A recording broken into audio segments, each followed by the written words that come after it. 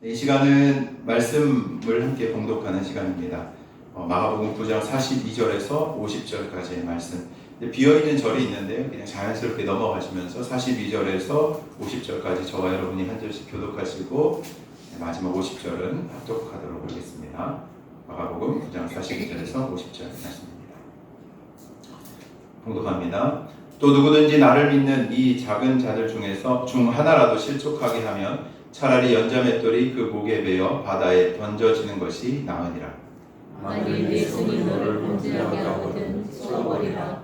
장애물로 영생에 들어가는 것이 두 손을 가지고 지옥 곧 꺼지지 않는 불에 들어가는 것보다 나으리라. 만일 내 발이 너를 범죄하게 하거든 찍어버리라.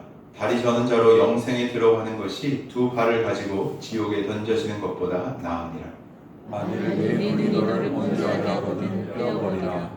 한 눈으로 하나님의 나라에 들어가는 것이 두 눈을 가지고 지옥에 던져지는 것보다 나으니라. 거기에서는 구더기도 죽지 않고 불도 꺼지지 아니하느니라. 사람마다 불로써 소금 쥐듯함을 받으리라. 함께 읽겠습니다. 소금은 좋은 것이로되 만일 소금이 그 맛을 잃으면 무엇으로 이를 짜게 하리요. 너희 속에 소금을 두고 서로 화목하라 하시니라. 아멘.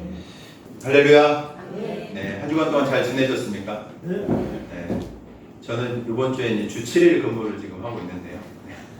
어제도 한 8시에 집에서 나와가지고 집에 들어가니까 한 저녁 6, 7시 되더라고요.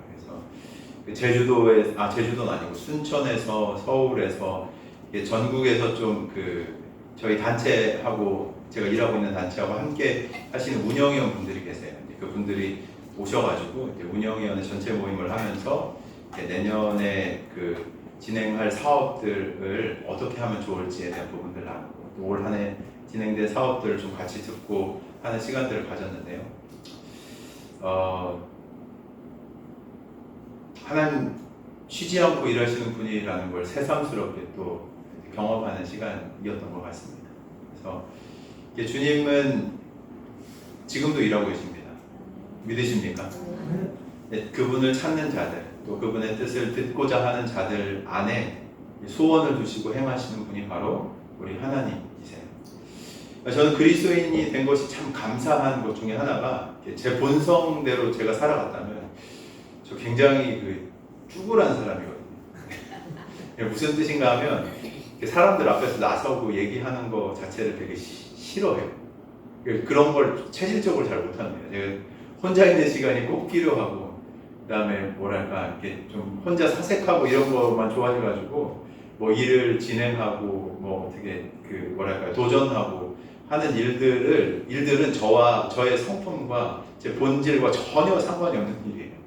근데 하나님을 인격적으로 만나고, 또 이 부름에 순종하면서 이 길을 따라 살아가다 보니까, 제 어떤 안에 있는 것을 뛰어넘어서 하나님이 역사하시는 것들을 계속해서 봐가면서 이게 주님이 원하시는 것이구나 라고 하는 새로운 것을 발견하는 기쁨들이 저 삶 가운데 충만하더라고요. 저만 그런 것이 아니라 우리 모든 그리스도인들에게 동일한 부르심이 있다고 저는 믿습니다. 그냥 우리를 쭈그란 삶으로 하나님이 부르지 않으셨어요. 그냥 내 한 몫만 먹고 살아가는 삶으로 하나님이 우리를 부르신 것이 아니라 우리를 오늘도 찬양하면서 그 비탄에 살면서 우리가 주의 사랑과 은혜를 어떻게 해요? 고백하고 선포하는 삶으로 하나님 우리를 부르셨다는 거죠. 그냥 내 한 살 먹고 사는 삶이 아니라 다른 이들을 일깨우고 또 이 세상을 변화시켜 나가면서 하나님의 나라를 확장시켜 가는 일 가운데 우리가 부름 받은 줄로 믿으시길 바랍니다. 그 모든 부름이 우리 그리스도인들 가운데 있다는 것이죠.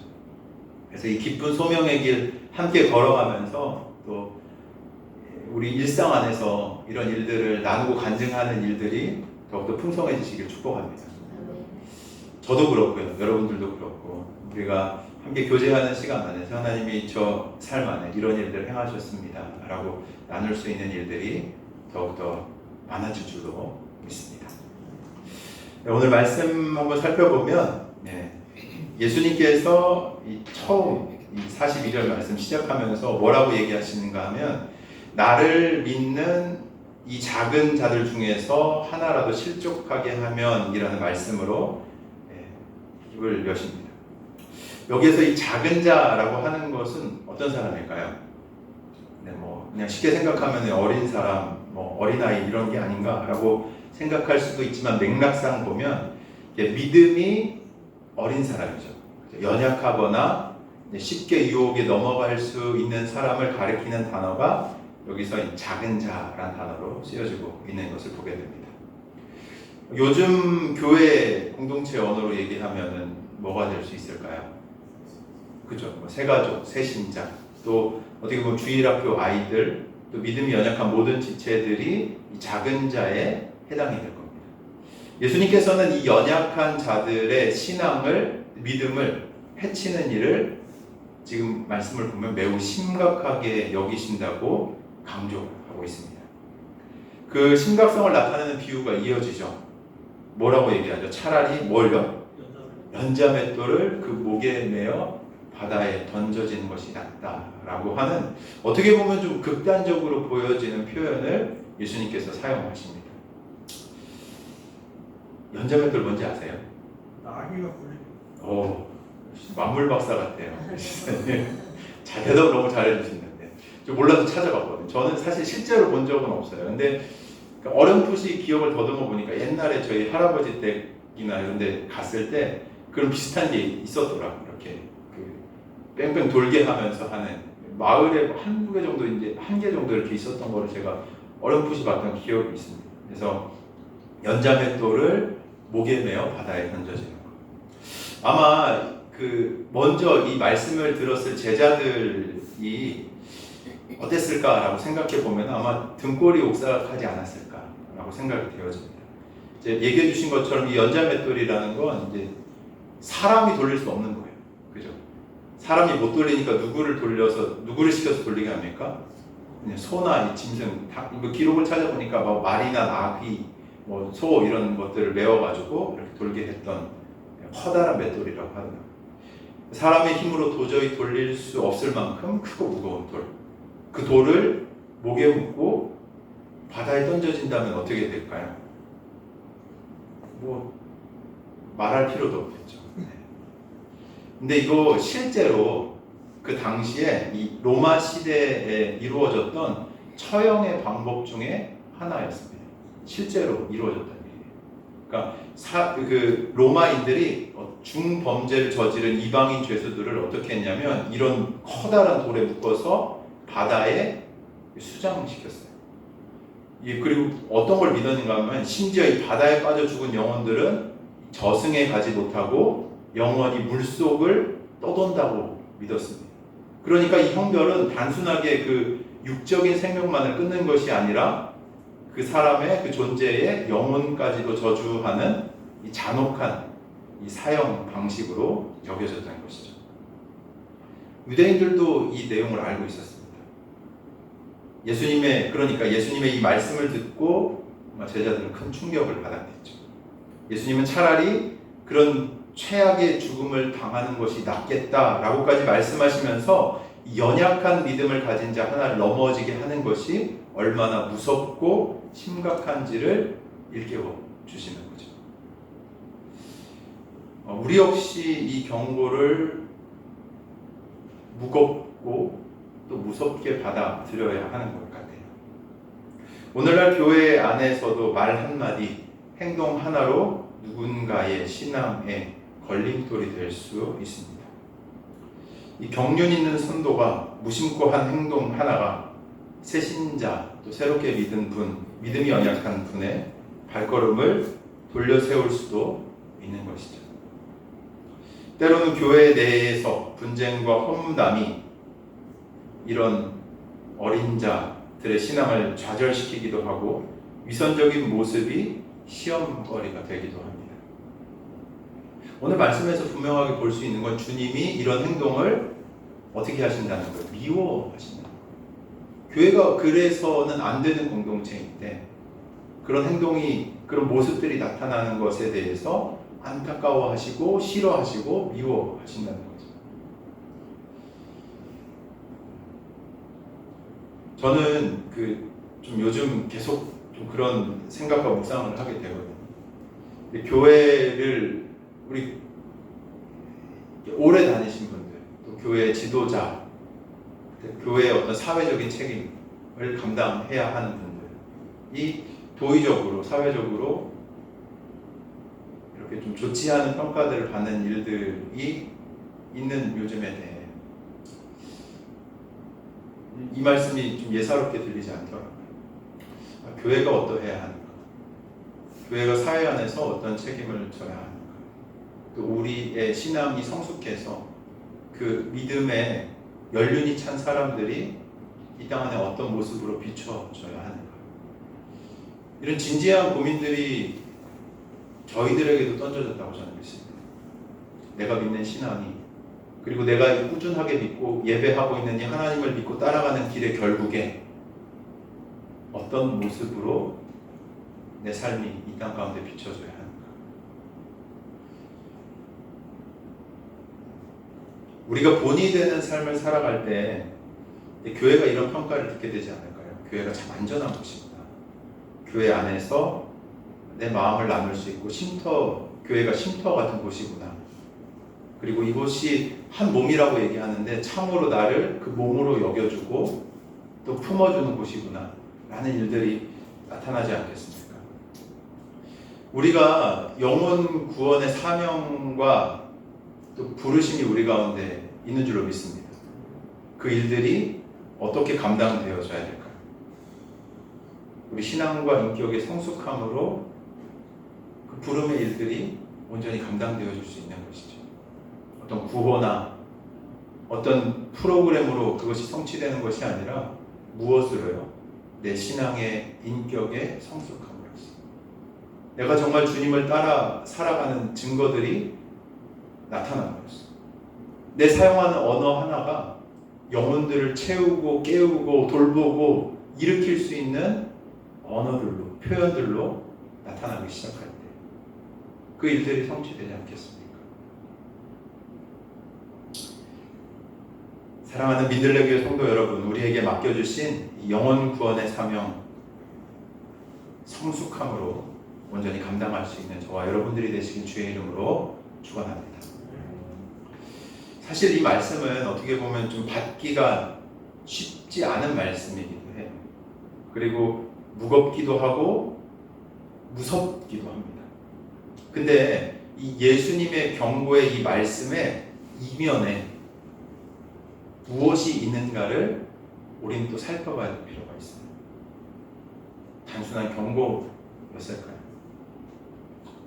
저는 이 말씀의 배경에 무엇이 있는가 하면 하나님의 따뜻한 사랑의 마음이 흐르고 있다고 말씀드리고 싶습니다. 정말로 작은 자, 아까도 말씀드렸잖아요. 그 작은 자 하나까지도 잃는 것을 원하지 아니하시는 아버지 하나님의 마음. 그게 주님의 마음인 거죠. 그 영혼들이 끝까지 실족하지 않고 자라나기를 바라시는 목자의 심정이 이 속에 담겨 있는 겁니다.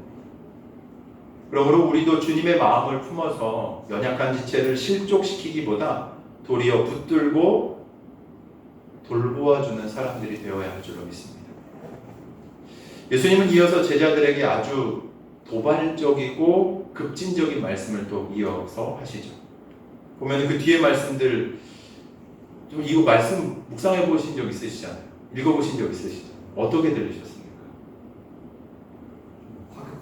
과격하죠, 그죠? 보면은 손이 범죄하게 하거든 어떻게 해요? 찍어버리죠. 발이 너를 범죄하게 하거든 또 뭐요? 또 찍어버려. 내 눈이 너를 범죄하게 하면 어떻게 해요? 빼어버려. 손과 발을 자르고 눈을 뽑으라고 하니까 어떻습니까? 근데 앞에 말씀에 이어서 이거 어떻게 보면 더 충격적인 말씀이 연속으로 기록되고 있죠. 물론 예수님의 말씀은 비유적 과장의 말씀이에요. 실제로 우리 손을 훼손하라고 하신 말씀일까요? 아니에요. 그 말씀은 아니에요. 하지만 이 말씀 봤을 때 가볍게 받기에 쉽지 않은 말씀인 것이죠. 근데 이렇게까지 하신 말씀의 이유가 있습니다. 무엇일까요? 이렇게까지 강한 어조를 쓰신 것은 그만큼 중요한 무언가를 이렇게 번쩍하면서 이렇게 너희가 좀 바로 봐라, 깨달아라 하고 하는 충격 요법과도 같은 거예요. 뭐 때문에 얘기하신 거예요, 이거? 뭐예요? 아니, 잘 보셔야 돼요. 뭐 때문에 그래요? 뭐 하면 잘라버리래요? 방지하면 죄라고 해요, 죄. 다른 것 때문에 아니고 죄. 죄의 무서움에 대해서 예수님이 경고하시기 위해서 이런 어떻게 보면 무섭기도 하고 섬뜩하기까지 한 이 말씀을 예수님께서 지금 제자들에게 가르치고 계신 거라는 거예요.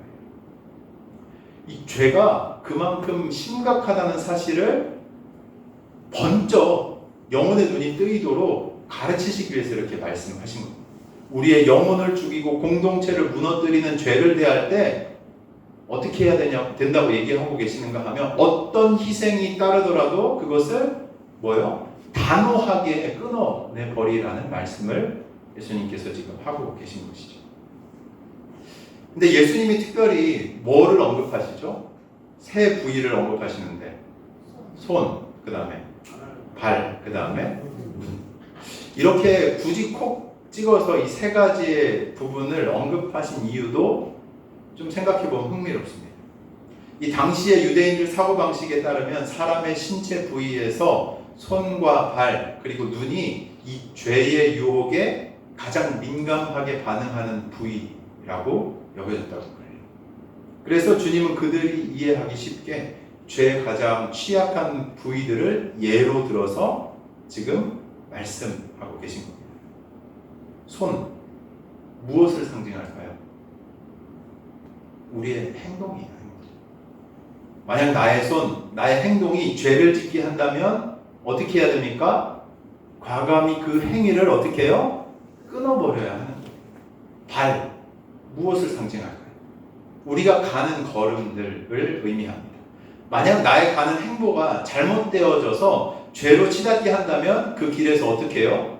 돌이키라는 거예요. 발목을 끊더라도 돌이키라고 말씀하시는 거죠. 눈, 어떤 게 떠오르십니까? 욕망과 생각을 떠올리게 하는 영역이에요. 내 눈이 세상의 욕망에 향해 있다면 그 시선을 어떻게 해요? 제거하라, 제하라 라고 강력하게 도전하시는 예수님의 말씀인 것입니다. 다시 말해서 우리의 행동과 걸음과 생각, 삶의 모든 부분에서 죄로 이끄는 것은 무엇이든지 뭐라고요? 미련 없이 잘라내버리라 라고 예수님께서 지금 강력하게 말씀하고 계신 겁니다. 예수님이 이렇게 말씀하시면서 이 두 가지 길을 대비시키고 계십니다. 하나는 손과 발과 눈 하나 없이 불편하게 이 땅에서 살아가더라도 어디에 들어가는 길입니까? 영원한 생명에 들어가는 길. 다른 하나는 두 손, 두 발, 두 눈 다 갖추고 세상에서는 어떻게 해요? 편해요. 그죠? 하나가 불편하면 불편한 세상 가운데 살아가지만 모두 가지고 있으면 편합니다.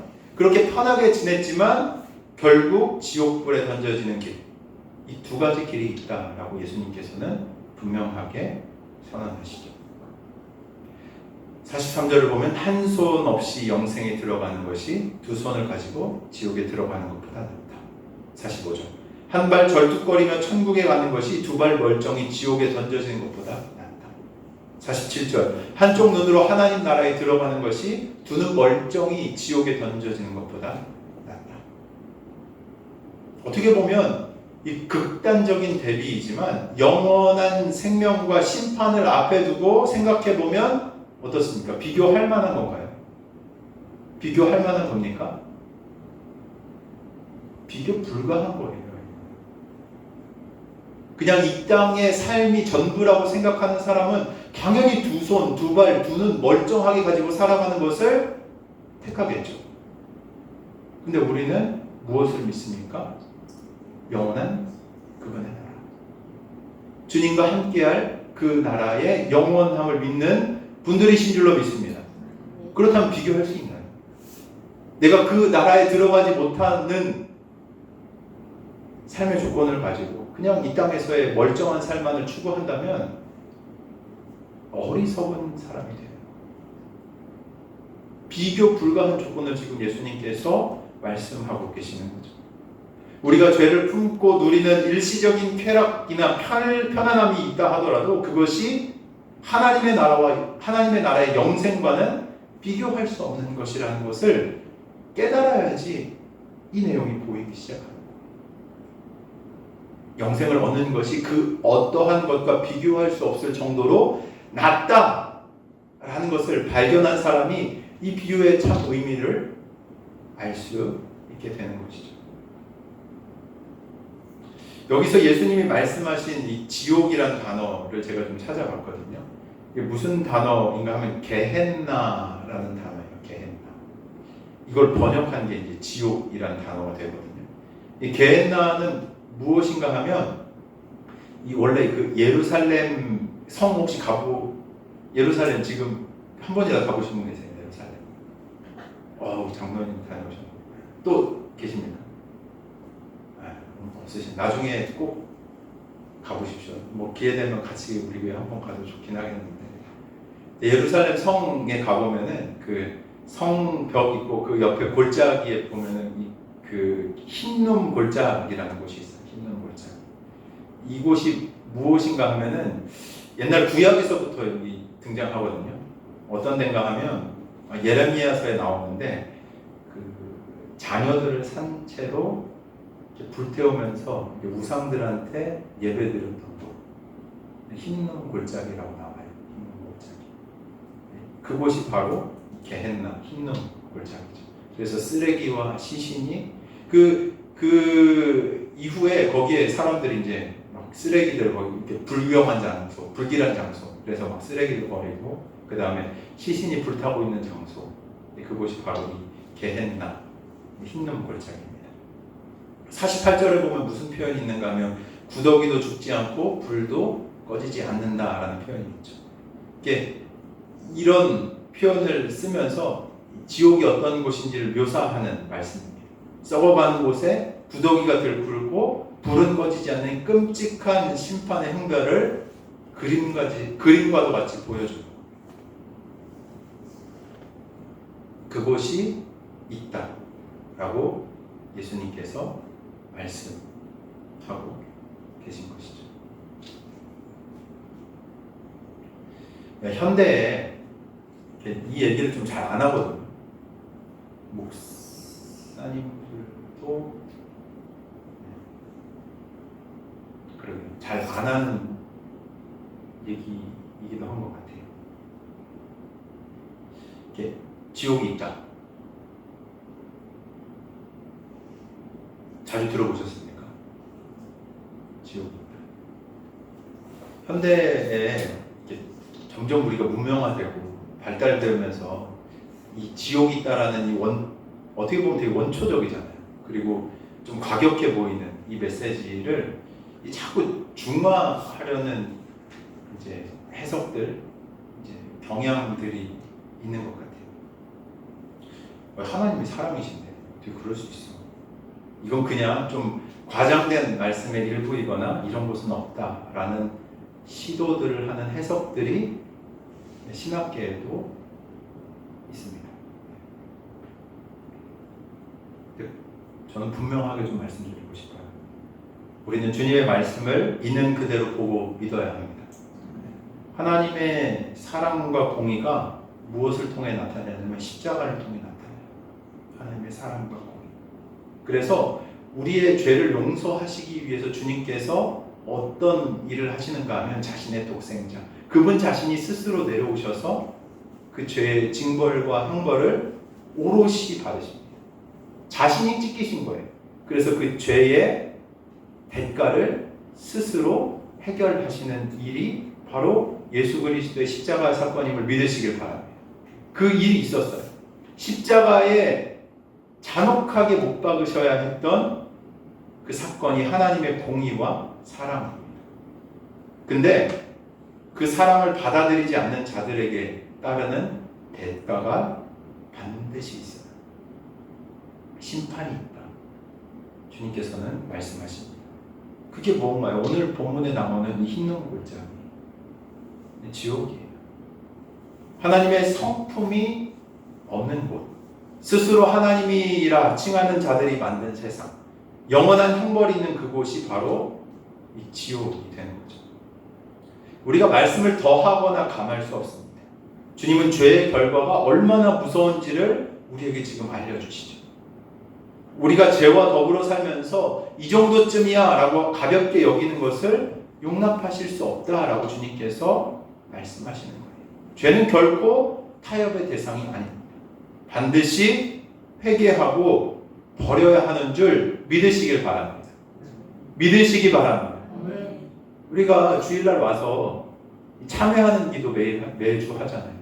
저는 옛날에 그게 되게 듣기 싫었거든요. 아니 뭐 맨날 와가지고 회개하래. 뭐 맨날 와가지고 그렇게 하래.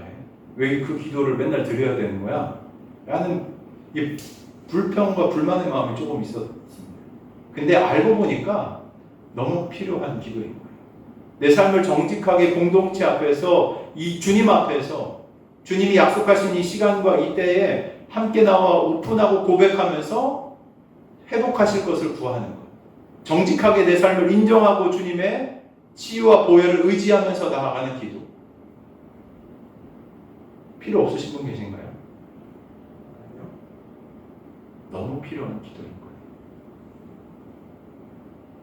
정직하게 우리 삶을 돌이키면서 주님의 사유하심을, 주님의 깨끗게 하심을 구하는 기도가 우리 가운데 날마다 있어야 하는 거죠. 저는 조금 더 도전해 드리고 싶은 것이 저녁에 마무리 하시는 기도 혹시 하십니까? 하루를 마무리하면서 하나님 오늘 하루 잘 지켜주시고 마무리하게 해주신 거 감사합니다 하는 시간에 저는 이 주님과의 관계를 더 깊이 가져가고 싶은 분들이 계시다면 꼭 도전해드리고 싶어요. 하나님과 우리의 관계를 훼손하고 단절시키는 유일한 한 가지가 무엇인지 아세요? 죄예요, 죄. 죄. 주님이 싫어하시는 것. 주님께 나아가며 방해하는 것. 그렇기에 날마다 우리가 회개하는 삶, 기도들을 드려야 될 필요가 있는 거예요. 저는 고백합니다. 하나님, 오늘 하루도 특별히 생각나게 하시는 거 기도하다. 아, 내가 그때 말을 조금 더 잘 했어야 돼. 이렇게 가시돋친 말 하지 않았어야 했는데. 아, 이때 하나님이 뭐 도전해 주셨는데 그때 내가 순종하지 못했구나. 라는 마음들이 들 때 그것을 가지고 주님 앞에 정직하게 고백하고 기도하는 시간들을 항상 가집니다. 날마다 우리 범죄하면서 살아가잖아요. 근데 우리 삶에 어떻게 주님을 더 깊이 닮아가게 됐는지 아십니까? 그분이 우리 가운데 더 깊이 임재하시기 시작할 때, 우리가 정직하게 우리의 상태를 인지하고 그분의 도움을 구하기 시작할 때 하나님께서 우리 삶을 변화시켜 나가시는 줄로 믿으시길 바랍니다. 날마다 주님과 동행하는 삶이 우리 가운데 필요한 것이죠. 내 눈을 범죄하게 하는 인터넷, 스마트폰의 유혹이 있다면 단호하게 그것을 차단해야 합니다. 부정한 돈벌이나 나의 손이 죄를 짓게 한다면 차라리 그 손을 멈추고 정직한 길을 택하는 것이 예수님의 말씀에 응답하는 길입니다. 만약 내 걸음이 자꾸 죄악의 현장으로 향한다면 그 모임과 장소를 어떻게 해요? 끊어내야 하는 거예요. 때로는 이런 결단이 아프고 손해보는 것처럼 느껴질 수 있습니다. 하지만 주님의 그 말씀에 비추어 봤을 때 이건 진짜 살 길이 아니라는 거예요. 이건 진짜 우리가 가야 될 길이 아니라는 거예요. 우리 영혼을 사랑하시면서 이렇게까지 경고하시는 주의 말씀이 오늘 우리 가운데 들려주시길 주의 이름으로 축원합니다. 혹시 이 시간 마음에 떠오르는 끊어버려야 할 영역들이 있다면 오늘 주님 앞에서 결단하시는 은혜가 임하기를 축원합니다. 이 결단은 분명하게 제가 장담하건대 주님께서 도와주실 거예요. 이런 마음의 결단을 한다면 주님께서 도와주실 겁니다. 우리를 죄에서 구원하시기 위해서 십자가에 달리셨습니다. 우리를 위해서, 우리가 주님 닮게 하시기 위해서 우리 가운데 내주하시면서 함께 하시겠다고 약속하신 그분이 우리 가운데 계시는데 이 결단 도와주시지 않겠습니까?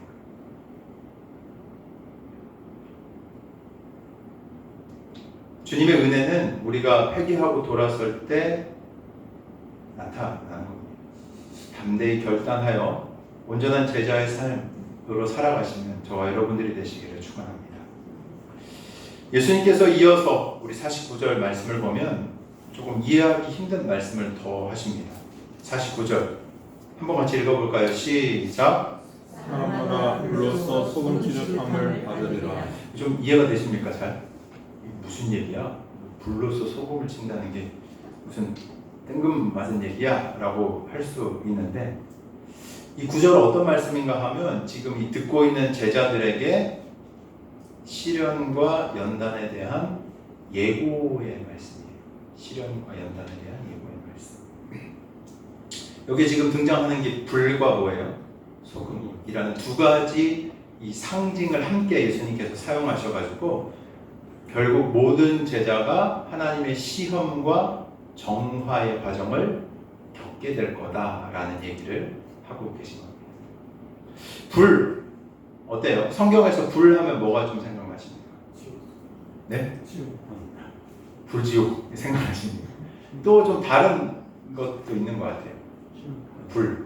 불이 언제 임하죠? 소돔과 고모라 심판할 때도 임하죠. 근데 그 심판을 다른 측면에서 보면 뭔지 아세요? 정화하는 거예요, 죄를. 정화와 연단. 그러니까 성령께서 그 사도행전 말씀 처음 기억나시죠? 이 성도들이 마가의 다락방에 모여서 기도할 때 누가 임하십니까? 불길 같은 성령께서 임하시죠. 이 불은 성경에서 보통 심판이나 이 정화를 나타내는 상징입니다. 금이나 은을 용광로에서 뭘로 재련하죠? 불로써 재련해요. 그래서 순도를 높이죠. 하나님께서도 때로 우리를 불시험 가운데 지나가게 하셔서 무엇을 정케 하시는가 하면 믿음을, 하나님에 대한 시선을 정결케 하십니다. 그리고 소금은 뭘까요? 소금 치면 어떻게 돼요?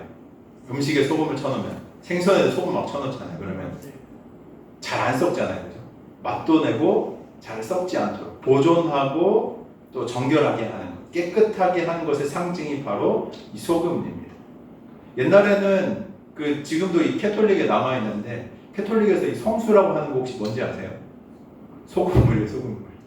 소금물입니다. 그래서 이 소금을 어떻게 하냐면, 이게 막 옛날에 그 성수 뿌렸더니 뭐 나았다 뭐 이런 얘기를 하잖아요. 근데 그 소금의 그 상처를 소독해주는 그런 효능 때문에 막 그렇게 되게 신비함이 좀 더해진 부분들도 없잖아 있는데, 이 소금이 상처를 소독하고 또 음식에 쳐가지고 부패하지 않게 하는 이런 이미지가 있는 거죠. 특별히 레위기서 말씀을 좀 보면 2장 13절에 이렇게 나와 있어요. 이스라엘의 모든 제사 제물에 무엇을 치라고 하나님 말씀하시냐면 소금을 치라고 말씀하세요. 제물에 소금을 뿌린 후에 어떻게 하냐면 그걸 뭘로 태워드리는 거예요? 불로써 태워드리는 겁니다. 이러한 배경을 우리가 좀 본다면 예수님의 말씀은 곧 뭐예요? 제자들, 예수님을 따르려고 하는, 진지하게 믿고 따르려고 하는 모든 사람들, 즉 우리 모두가, 그리스도인들이 불같은 시련을 통해 정결하게 될 것이다 라는 의미로 우리가 해석할 수 있는 거죠.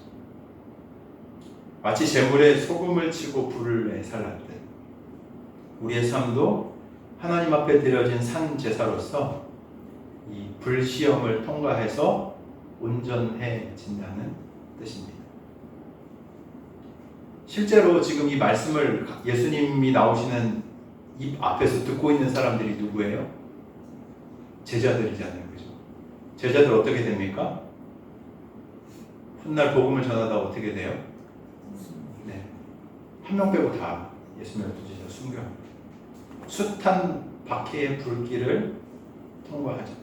초대교회 성도들도 마찬가지예요. 지금 이 편지를 받고 있는 성도들도 마찬가지 상황이에요. 로마 제국 아래서 순교의 불을 견디면서 정결한 믿음을 지켜냈습니다. 이 편지를 받는 사람들의 입장에서도 한번 생각해 보죠. 모든 사람이 불로써 소금 치듯함을 받으리라. 어떻게 들렸을까요? 모든 사람이 불로써 소금 치듯함을 받으리라. 네로 황제의 박해 가운데서 숨어 지내는 그 초대교회 성도들에게 이 말씀이 어떻게 들리셨겠습니까? 어떻게 들렸겠습니까? 사람의 본능 어때요? 힘든 거 즐거워하는 사람 있습니까?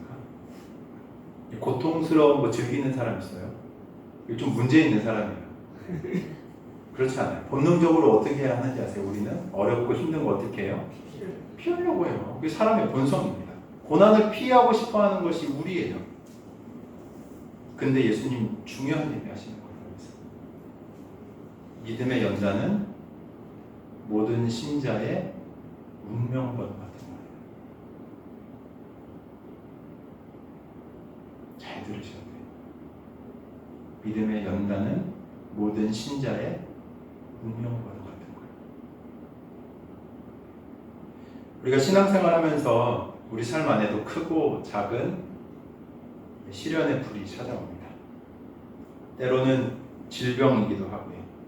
경제적인 어려움이기도 하고 또 인간관계의 아픔이기도 하고 예기치 못한 실패이기도 하죠. 그 불길 속에서 무엇합니까? 눈물 흘리고 애타게 기도하죠.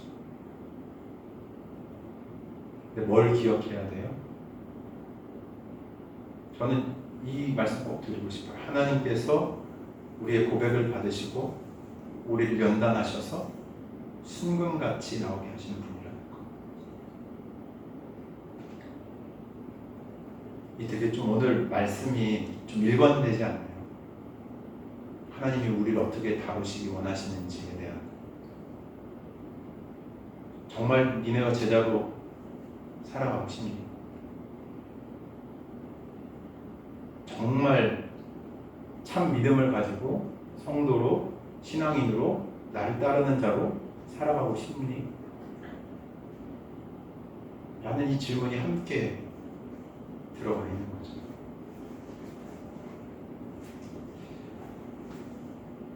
주님은 가장 좋은 것 받기에 합당하신 분이십니다. 믿으십니까? 가장 좋은 것 받기에, 아름다운 것 받기에 합당하신 분이세요. 저는 그래서 우리의 삶도 순도가 높아져야 된다고 말씀드리고 싶습니다. 우리의 불순물이 날마다 제하여져 우리가 주님 앞에 죽어지고 순종하고 정말 주의 뜻에 따라 살아가기로 결정할 때 우리 삶의 순도가 점점 더 높아져 가는 거죠. 누구를 닮아가는 겁니까?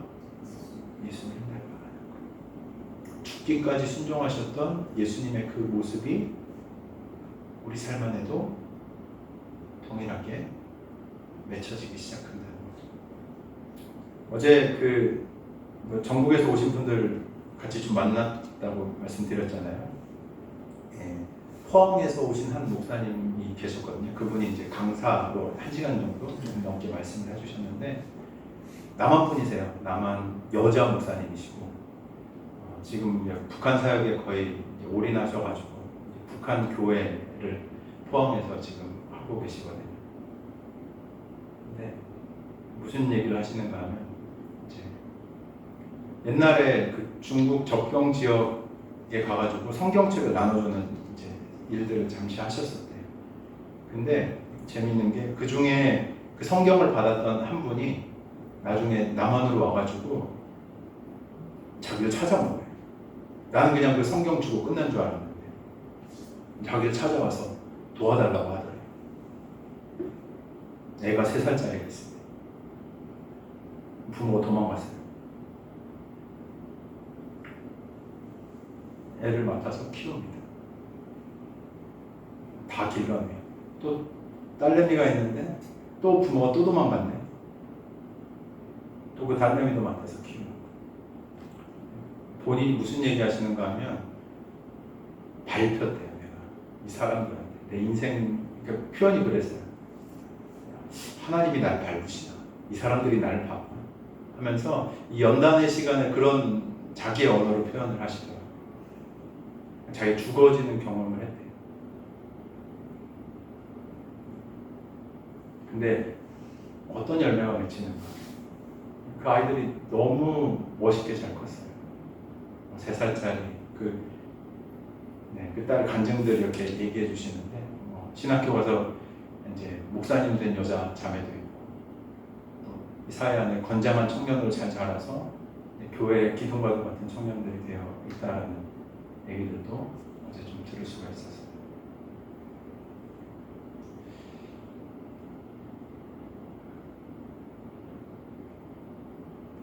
연단의 가정은 신앙인이 어떤 모양이든지 간에 필수적으로 지나가야 하는 코스라는 걸 꼭 말씀드리고 싶습니다. 그걸 통해서 우리 안에 불순물들이 빠져나가는 거예요.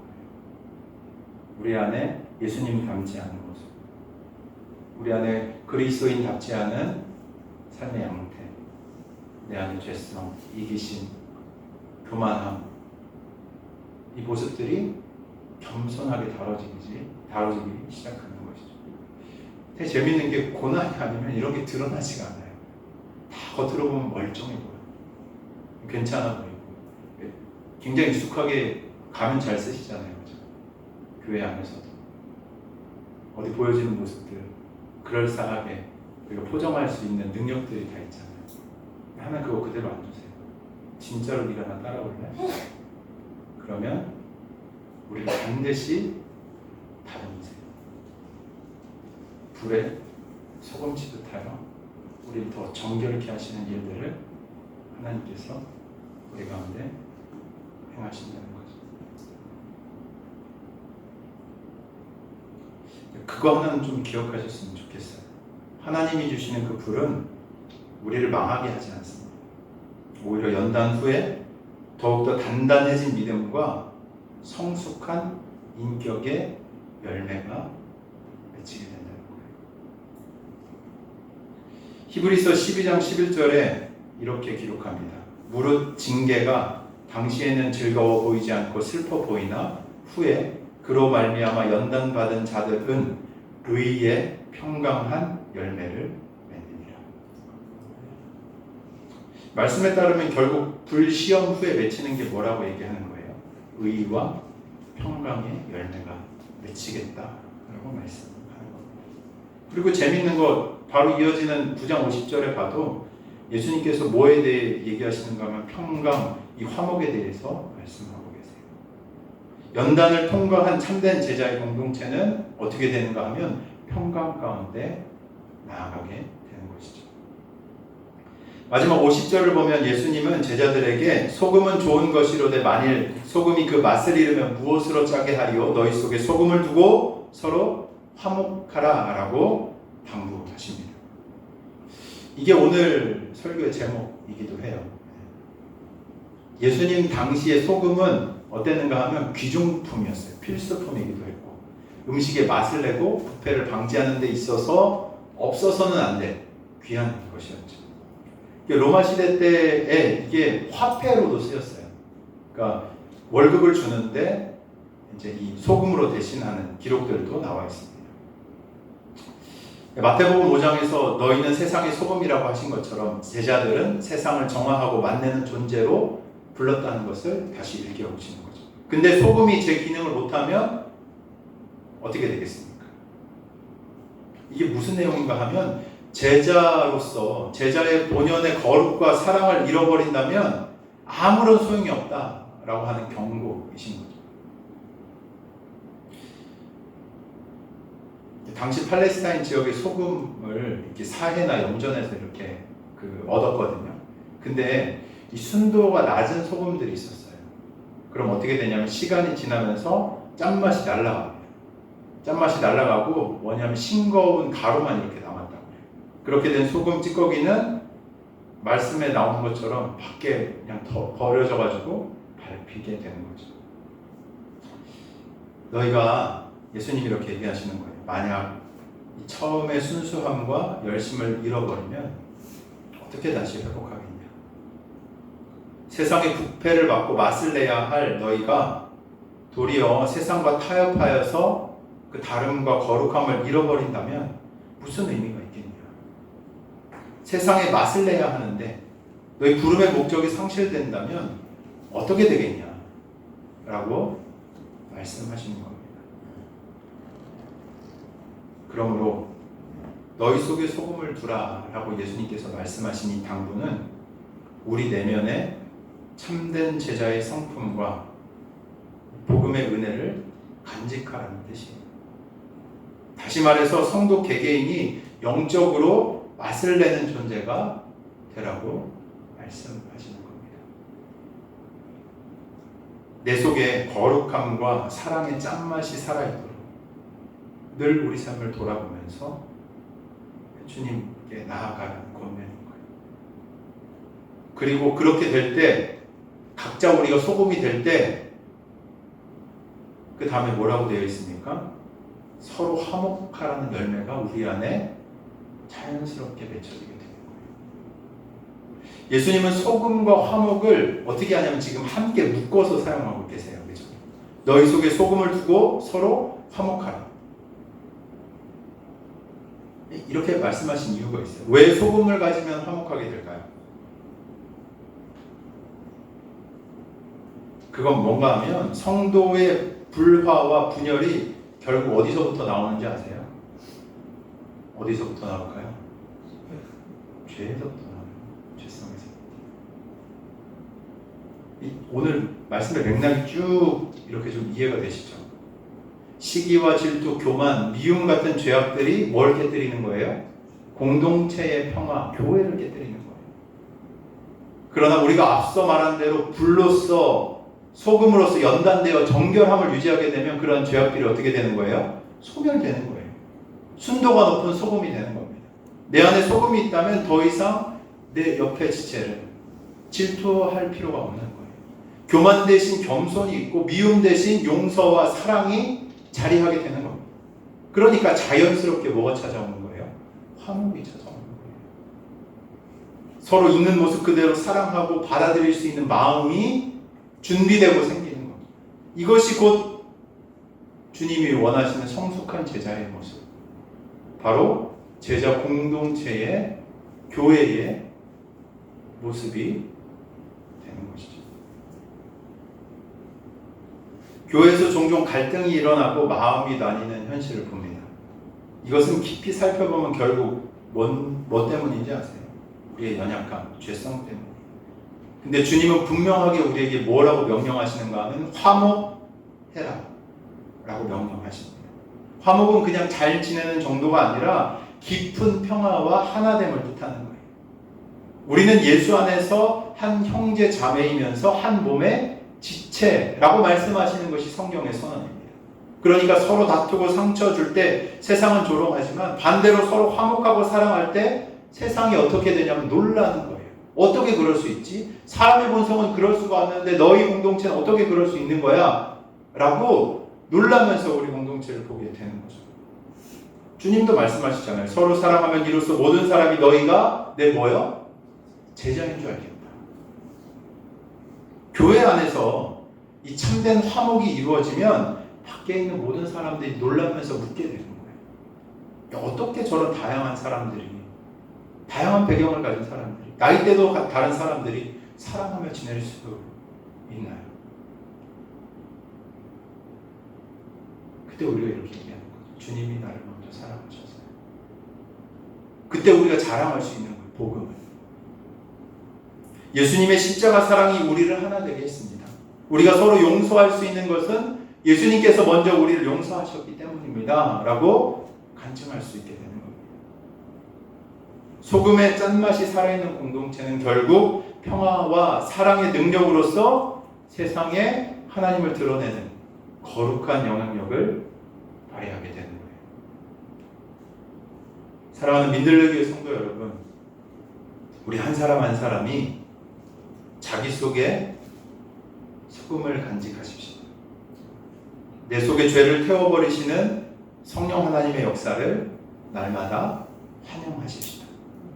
그래서 우리 교회 공동체가 어떤 환난과 시험이 와도 본질을 잃지 않고 서로를 사랑하며 화목을 지켜내는 복된 공동체가 되기를 주의 이름으로 축원합니다. 말씀을 정리합니다. 오늘 말씀은 되게 엄격한 말씀이고 또 우리의 심령을 찌르는 아픈 말씀이기도 합니다. 근데 이 뒤에 이면에 있는 하나님의 마음을 봐야 돼요. 왜 이런 말씀을 하시는가? 우리를 정죄하시기 위해서 이런 말씀 하실까요? 야, 너 잘못했어 라고 찌르기 위해서 이 말씀 하실까요? 아니에요. 돌이켜서 무엇하라는 거예요? 살라는 거예요. 우리를 살리시기 위한 말씀이 주의 마음이라는 거예요. 주님께서 이렇게 강력하게 경고하시는 이유는 우리를 사랑하시기 때문입니다. 그 사랑으로 말미암아 우리가 새롭게 되어지고 또한 우리가 결단할 수 있도록 우리를 인도하시기 위한 하나님의 마음이 이곳 가운데 있다라는 것이죠. 오늘 이 자리에 계신 한 분 한 분이 이 주님의 부르심에 응답하시기를 축원합니다. 우리가 주님 앞에서 이렇게 결단하면 좋겠어요. 지난주에도 말씀드렸지만 교회는 걸림돌이 되면 안 되고 디딤돌이 돼야 돼요. 지난번에 담장 쌓는 거 말씀드렸잖아요. 지난주에. 교회는 모아놓는 곳이 돼야 된다고요? 달인. 마찬가지. 우리 안에서도 동일한 일들이 일어나야 돼요. 서로를 걸리게 하는 걸림돌이 되는 것이 아니라 서로가 이 어려운 순간들을 건너서 지나갈 수 있는 뭐가 돼야 되는 거예요? 디딤돌. 디딤돌이 서로가 서로에게 되어 주어야 하는 겁니다. 혹시 내 말이나 행동이 연약한 지체에게 상처를 주거나 실족하게 한다면 어떻게 해야 돼요? 돌이켜야 합니다. 공동체 안에서 사랑으로 섬기는 믿음의 본을 가지며 살아가는 우리 모두가 되기를 축복합니다. 또한 우리 삶에 돌이켜야 될 죄의 영역들이 있다면 돌이키셔야 돼요. 그게 진짜 살 길이에요. 주님 지금도 외치고 얘기하고 계십니다. 야, 너 그렇게 가면 죽어. 죽는다. 그거 아니야. 살 길 아니야. 끊어내야 돼. 라고 강하게 도전하시고 말씀하시는 거예요. 성령께서 내 마음에 깨닫게 하시는 잘라내야 할 죄악이 있다면 주저하지 않고 끊어버리시기를 축원합니다. 때로는 희생이 따르고 아픔이 있을 수 있지만 영원한 기쁨을 주시는 그 주님을 바라봄으로 우리가 결단해야 합니다. 그리고 말씀드렸듯 지속적인 회개와 거룩한 삶의 훈련을 통해서 날마다 우리가 주님 닮아가는 여정들을 걸어가야 하는 것이죠. 마지막으로 소금의 짠맛을 회복하면서 화목을 이루어가는 공동체. 내 속사람이 주님의 은혜로 맛을 잃지 않는 삶이 되어야 할 줄로 믿습니다. 말씀과 기도로 늘 자신을 점검하면서 이 영적인 인감도를 유지하시길 바라요. 그리고 주님의 사랑으로 서로를 용서하시고 용납하시기를 바랍니다. 혹시 관계가 깨어진 사람이 있다면 용기를 내어 화해의 손길을 내미시고 또 그 일들을 통해서 공동체를 세워가는 하나님의 역사들을 경험해 가시길 축원합니다.